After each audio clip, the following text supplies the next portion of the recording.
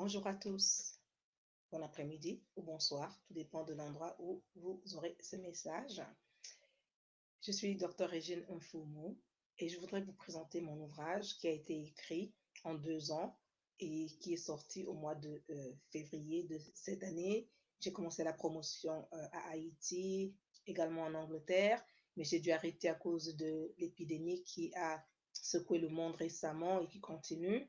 Mais je reprends la promotion et c'est pour cela que je voudrais vous présenter cet ouvrage que j'ai écrit en anglais, bien que étant francophone, j'écris toujours en anglais et je l'ai traduit moi-même en français.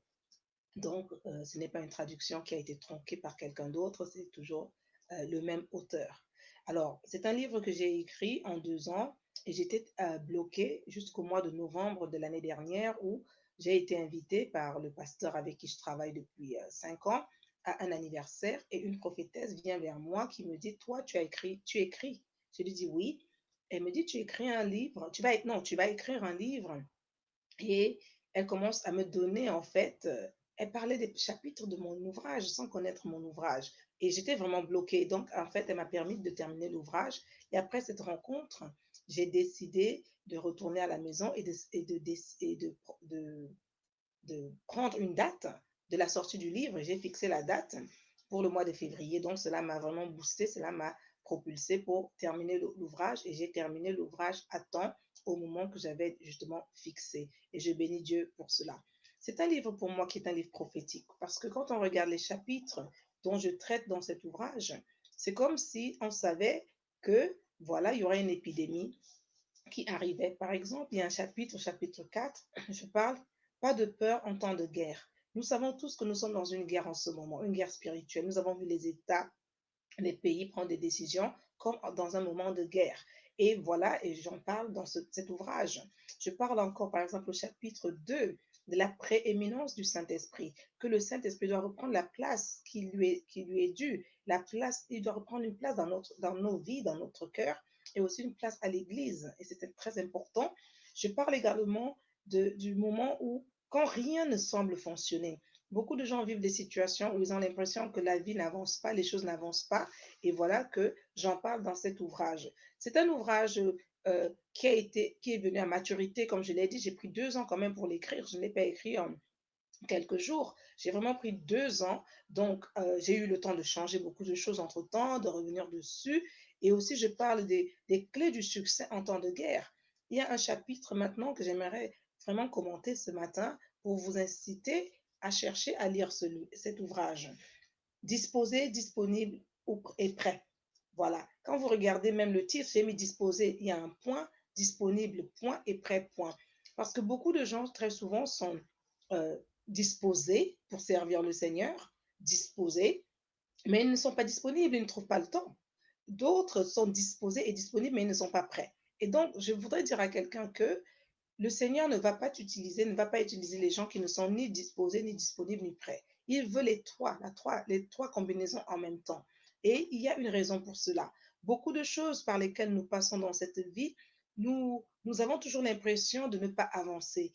Pourquoi? Parce qu'en fait, on ne comprend pas que tout est déjà écrit, tout est déjà dans la parole de Dieu. Nous vivons un temps où les choses vont très très vite, donc c'est plus le moment justement de comprendre que nous devons nous asseoir, nous devons demeurer dans la parole de Dieu. Et c'est ça, justement, la conclusion de ce bouquin. La conclusion, c'est demeurons dans la parole. Et pourquoi? Parce que c'est important. Le moment est venu pour nous de comprendre que la parole de Dieu, on ne peut pas s'en passer. La parole de Dieu, c'est quelque chose de primordial pour le chrétien. Donc, il est temps vraiment qu'on s'asseye dessus et qu'on comprenne que tant qu'on n'applique pas la parole et les principes de Dieu, beaucoup de choses ne vont pas marcher.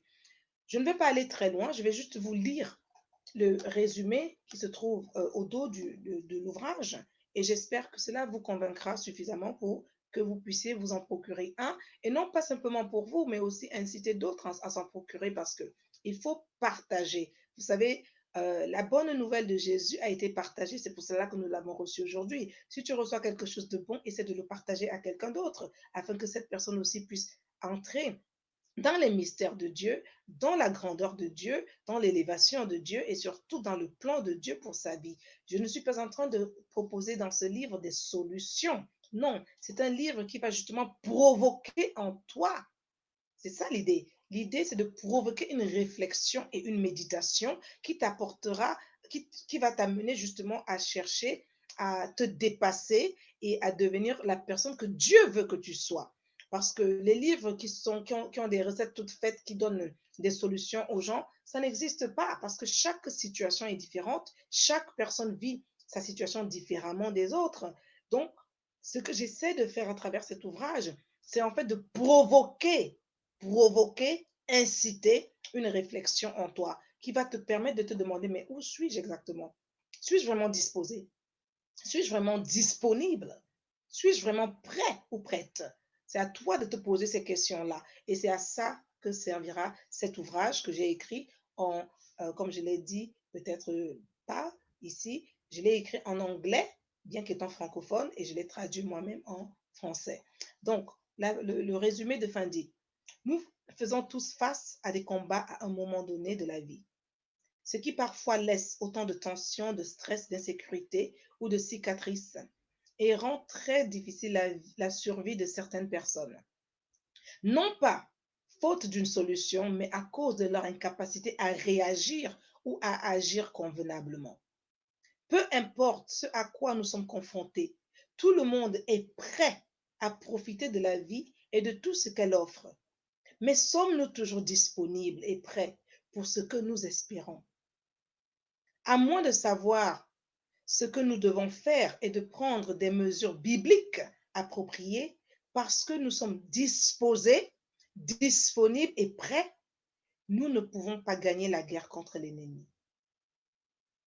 La bonne nouvelle est qu'il existe toujours un moyen de sortir des problèmes et des difficultés autant qu'il y a toujours un moyen de les empêcher ou de reprendre le contrôle de nos vies. Ce livre vise à susciter une foi pratique et active en vous pour vous aider à surmonter les obstacles et à développer un état d'esprit solide pour vivre une vie victorieuse. Voilà à quoi sert cet ouvrage. Ce n'est pas un livre de solution, c'est un livre qui est là pour te redonner courage, pour te redonner la force et surtout t'amener à te poser les bonnes questions pour que tu puisses te dépasser et que tu puisses entrer dans le plan de Dieu pour ta vie. Rien n'est jamais trop tard avec le Seigneur. Nous le savons tous, nous espérons tous et nous savons que Jésus-Christ est mort à la croix pour nous. Alléluia. Et nous avons déjà cette vie victorieuse, mais aussi nous devons faire l'expérience de cette vie dans tous les domaines de notre vie. Amen. Restez bénis au nom de Jésus.